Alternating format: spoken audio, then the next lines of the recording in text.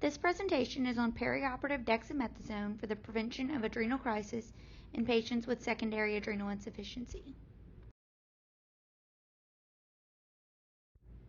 We will discuss some background information regarding the hypothalamic pituitary axis, adrenal insufficiency, and corticosteroids. Stress is a commonly experienced emotion as well as a normal physical and psychological response to any encounter threatening the body's homeostasis. In response to stress, the hypothalamus releases corticotropin-releasing hormone, or CRH, into the hypophyseal portal circulation. When CRH reaches the anterior pituitary gland, it releases adrenocorticotropic hormone, or ACTH, into the systemic circulation. ACTH travels through the systemic circulation until it reaches the adrenal gland located on top of the kidney, specifically the zona fasciculata of the adrenal cortex, which then triggers the release of the glucocorticoid hormone, cortisol. Cortisol itself can then act on glucocorticoid receptors in the hypothalamus and anterior pituitary gland, and therefore inhibit the production of CRH and ACTH through a negative feedback loop where the active hormone is shutting off its own production. Adrenal insufficiency occurs when the adrenal gland fails to produce an adequate amount of endogenous steroids required by the body to perform metabolic processes. Primary adrenal insufficiency occurs due to a problem with the adrenal gland itself. The most common cause is Addison's disease, which destroys the adrenal cortex and results in a subsequent aldosterone and cortisol deficiency. Their low aldosterone levels lead to low serum sodium and high serum potassium levels. Patients with primary adrenal insufficiency require supplementation of both mineralocorticoids and glucocorticoids. Secondary adrenal insufficiency occurs due to a problem with the pituitary gland, resulting in low ACTH production and subsequent cortisol deficiency. Since the problem is not with the adrenal gland itself, but rather insufficient ACTH, these patients only experience a cortisol deficiency, and their aldosterone levels are unaffected. Therefore, they have normal serum sodium and potassium levels. In a patient on chronic steroid therapy, the body has become accustomed to exogenous cortisol administration, diminishing the need for the adrenal cortex to produce its own cortisol, due to the negative feedback loop and inhibition of the hypothalamic pituitary axis. Prolonged HPA axis suppression leads to atrophy of the zona fasciculata and insufficient endogenous cortisol production. If the exogenous steroids are withdrawn and the body then becomes stressed, the adrenal glands quickly become exhausted and deplete their available resources to produce sufficient quantities of cortisol. Therefore, patients with secondary adrenal insufficiency only need supplementation of glucocorticoids. The current standard of care is that anesthesia providers administer stress or supraphysiologic doses of corticosteroids with both mineralocorticoid and glucocorticoid properties, such as hydrocortisone or methylprednisolone. Dexamethasone is a drug administered to many patients intraoperatively, whether to decrease inflammation, prevent postoperative nausea and vomiting, or prolong regional nerve blocks. Dexamethasone is the only corticosteroid drug with pure glucocorticoid activity and no mineralocorticoid properties, and it has a biological half-life of approximately 36 to 54 hours. Based on the pathophysiology of secondary adrenal insufficiency, as well as the pharmacokinetic and pharmacodynamic properties of dexamethasone, this scoping review was performed to determine if dexamethasone is a superior drug of choice for preventing adrenal crisis in patients with secondary adrenal insufficiency. Here we will discuss our problem statement, search strategy, inclusion and exclusion criteria, as well as our literature selection. Our problem statement is, in adult patients with secondary adrenal insufficiency undergoing elective surgery, do glucocorticoids compared to mineralocorticoids provide sufficient coverage necessary to prevent perioperative hemodynamic instability?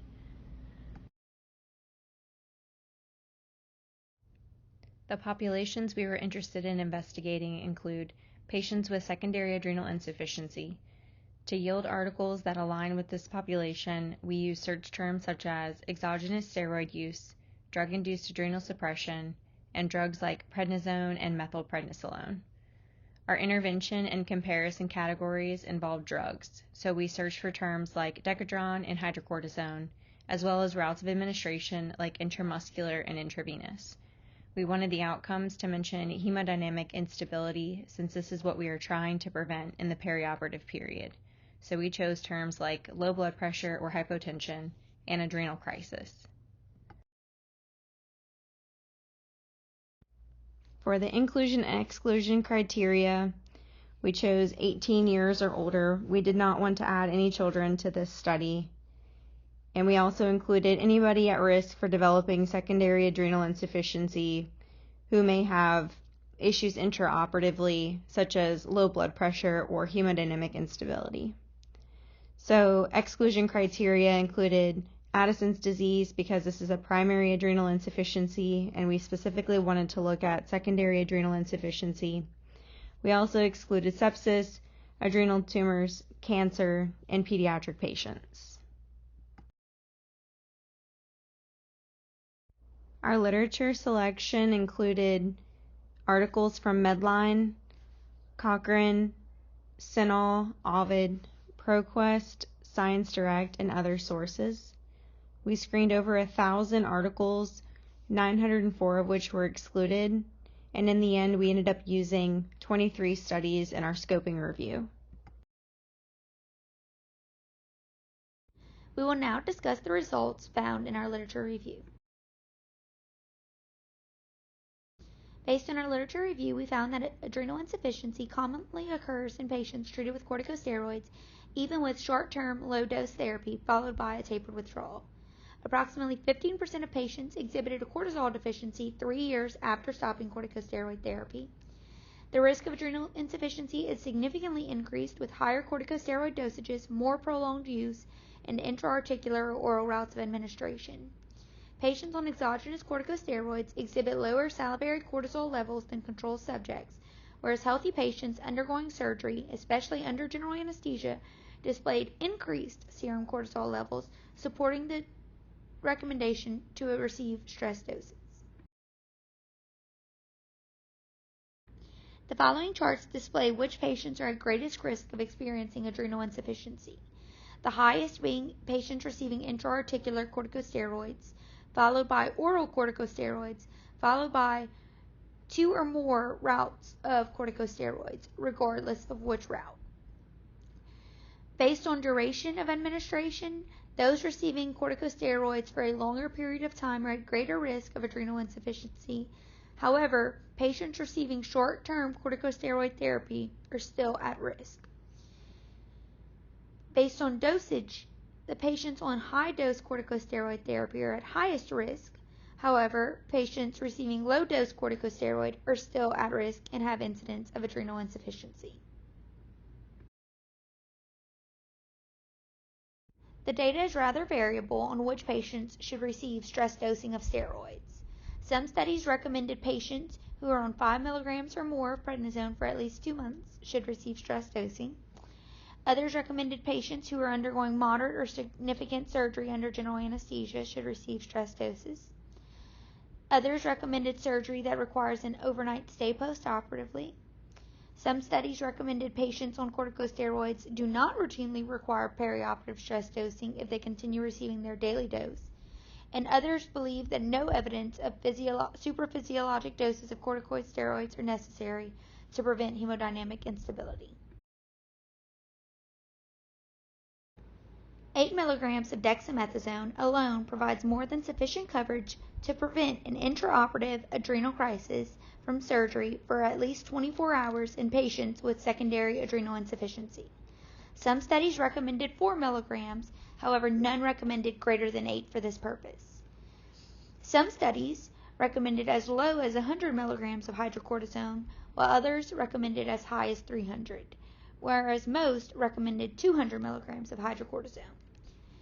Some studies recommended intra-op doses, followed by continuous infusions, whereas others recommended intraoperative hydrocortisone with a transition to an oral regimen with taper once stable.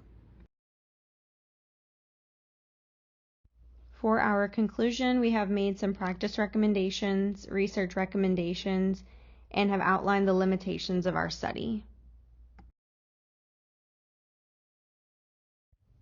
After analyzing the literature, we came up with 5 practice recommendations that are well respected among the literature.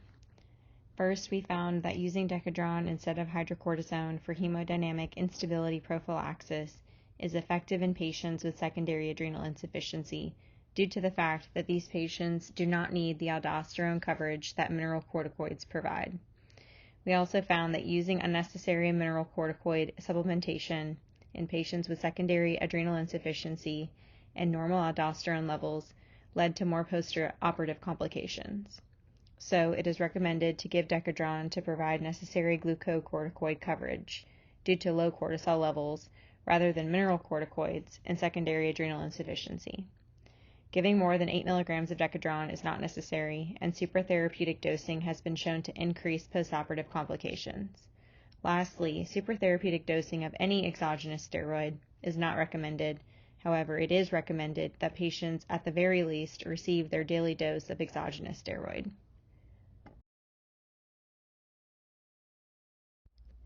We found little to no RCTs involving our topic, and because it's so imperative to make strong recommendations to change the current standard of care when it comes to steroids, we're recommending that a well-designed RCT that compares dexamethasone to methylprednisolone or hydrocortisone in participants with secondary adrenal insufficiency with objective outcome measures be done. Some limitations of our study include lack of individual patient data. Many of the articles did not reveal the patient's lab values or vitals, so it was difficult to determine which drugs were better suited for treating and preventing adrenal crisis in the perioperative period.